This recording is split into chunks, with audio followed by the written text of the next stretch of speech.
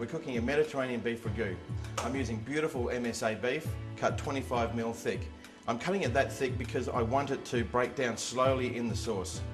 We're just going to fry that off in small batches so we get a lot of caramelisation on the outside of the meat. That's very important. We don't want to put it all in at the same time because then it's going to stew and it's not going to be very nice at all. So a little bit of olive oil in a hot pan.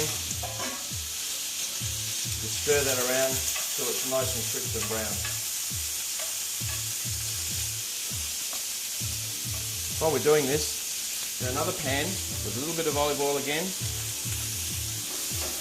we've got some finely diced onion, celery, some carrot. Just fry this for a little while. Using these three vegetables, it's fairly classical Mediterranean. You'll find that a lot of Italian and Greek and French use carrots, onions and celery in this way. Now they've sweated a little bit, put in some garlic.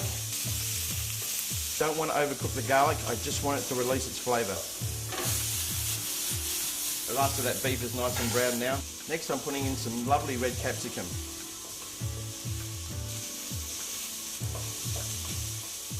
And some rosemary. Rosemary is a beautiful, beautiful herb to go with this dish. Once that's cooked and a little bit of translucency comes through, I'll add the beef back to that. Just stir it for a moment just to take up any juices that's in there, get it frying again. And I'm going to put a little bit of balsamic vinegar in. Balsamic vinegar is fantastic. It'll give a little bit of colour and also some nice acidity to the dish. And in with some tomatoes and a little bit of beef stock. At this stage I just add a little bit of salt. I don't put too much, and some pepper. Breaking up the tomatoes as we go around. Just cook this for a little while until it comes to the boil, and then we'll turn it down and simmer it. This should take about 1 hour or until it's cooked through. Our Mediterranean beef ragout has been simmering for 1.5 hours. It's nice and juicy and tender now. And what I'm going to finish it off with is some beautiful fresh basil. Just toss through lightly. We don't need to cook the basil, it'll give out a lot of flavour once it's warmed through. I'm just going to serve this with some fettuccine that I've had tossed through with some butter and parsley.